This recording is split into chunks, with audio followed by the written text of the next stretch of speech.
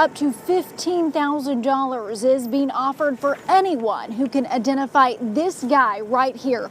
Police say this is the man who shot and killed the store owner. A very dangerous situation is now over. Duke Energy telling me they have just de-energized these power lines. Brian, this was a planned attack on law enforcement, according to the Richland County Sheriff. Take a look here. This is still a very active crime scene. It feels like I have been taking a shower here for the last 20 minutes and the wind is just coming in really strong. But it's heart-wrenching not being able to get my hand on my son and being able to pull him out of the tough situation that he might be in.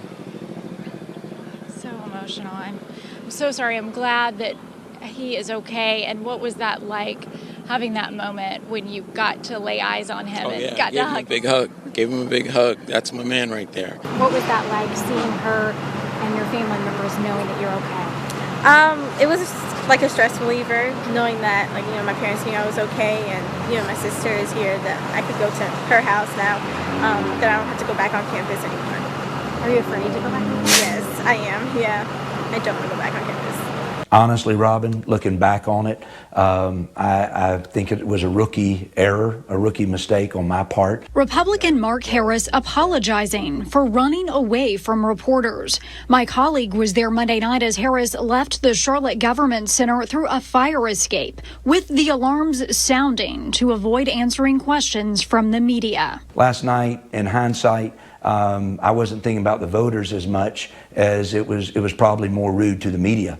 And for that, I apologize and will not do that again. Harris admits he hired this man. Pictured here with him, Leslie McCrae Dowless Jr. Dowless is now being investigated for allegations of running an illegal absentee ballot operation in Bladen County, according to the State Board of Elections. The State Board has refused to certify the election, and Harris, who leads his Democratic opponent Dan McCready by 905 votes, has not been seated in Congress. Did you do anything illegal? No, ma'am. Did anyone in your campaign do anything illegal? Not to my knowledge. Not to my knowledge at all. We entered a program that I just described to you. And, I wasn't with people 24 hours a day, 7 days a week. I don't know what all went on down there. I am dependent on the investigators, just like everybody else is, to get to the bottom of what was going on. But I can tell you that we had no knowledge of anything beyond what I just described to you was part of an absentee ballot, get out the vote campaign that we were having as part of our campaign. If it is found that someone in your campaign engaged in illegal activity, cheated the system in any way, why shouldn't there be a new election? Well, I think you've got to deal with those individuals and hold them accountable for what they did. So are you saying at this point you do not believe there should be a new election? I have said from the beginning that if they can show, and there is proof to lead us to understand that there was activity that was so widespread that it would change the outcome of my 905 vote lead, then yes, there should be a new election. Now, the next deadline in the District 9 investigation is January 14th. That's when parties involved have to submit briefs in the case.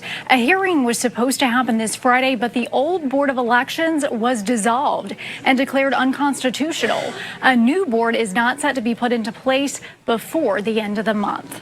Live in the newsroom, Robin Kanady, Fox 46 Charlotte.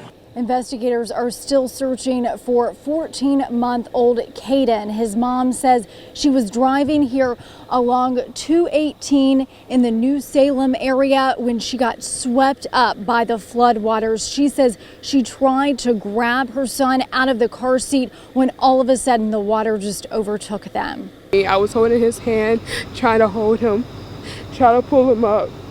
And it got to a point I couldn't hold on anymore, and he let go. I want y'all to know, my son is 1 year old. He's the sweetest boy you could ever have. I did everything I could for the moment I was pregnant, in the moment. To this moment, I lost him. I did everything I could as a parent to save him and to protect him. We drove up here to New Salem and found about a dozen family members here searching for 14-month-old Kanady. They're frustrated. They believe that investigators have given up hope, but Deja Lee says she is not giving up hope until Kanady is found. Reporting in New Salem, Robin Kanady, Fox 46 Charlotte. Rami Al-Ramadan is such an inspiration. He came to the United States from Saudi Arabia. He plans to stay right here in Charlotte to finish his degree. He won't let the shooter win. It's like a nightmare for me when I see it, because I can't remember all the events and the details. All Rami Al-Ramadan did April 30th was go to class, but he left in an ambulance with bullet wounds. I remember I heard 3 shots. After that, I stood up and he shot me. Rami says he barely knew the accused shooter. At the first day of classes, I remember that I saw him sitting at the table, but after that, no. I don't remember anything about him. Police say that student who withdrew during the semester, according to UNC Charlotte, came back on the last day of classes on April 30th to his former classroom inside the Kanady building and started firing indiscriminately. The gunman killed 2 students. Rami and 3 others were injured. I think it was like a random shooting. He just opened the door and see the first table and the second table, and he just started to shooting us. Rami was shot in the stomach and grazed in the wrist. He ran outside towards a nearby building. His fellow students got him on the ground, elevated his legs, and applied pressure to his wounds. You think they saved your life? Yeah, I told him that.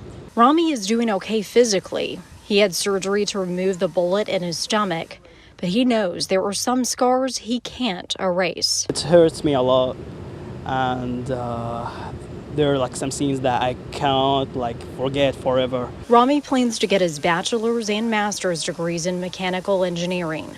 He's doing it for the ones who can't, the 2 who were killed that day, Riley Howell and Reed Parlier. They're alive for me now, Reed and Riley, because they are heroes, and they're not dead for me. They're really alive.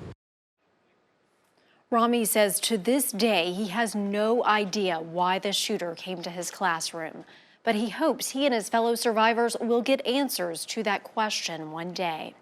Live in the studio, Robin Kanady, Fox 46 Charlotte.